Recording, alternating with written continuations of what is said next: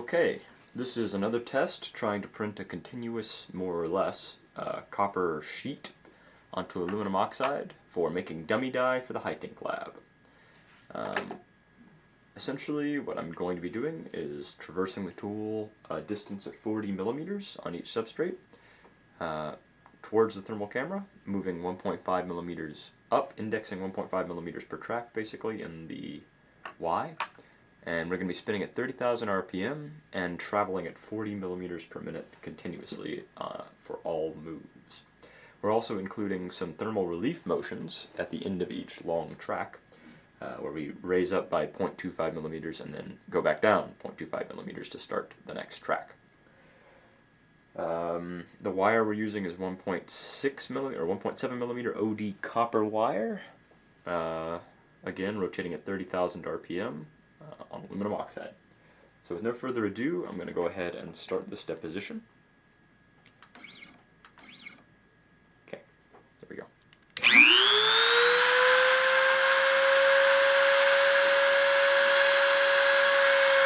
Contact. Video contact.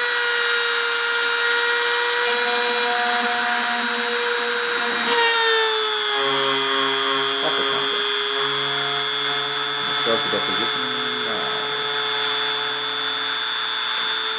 Starting deposition.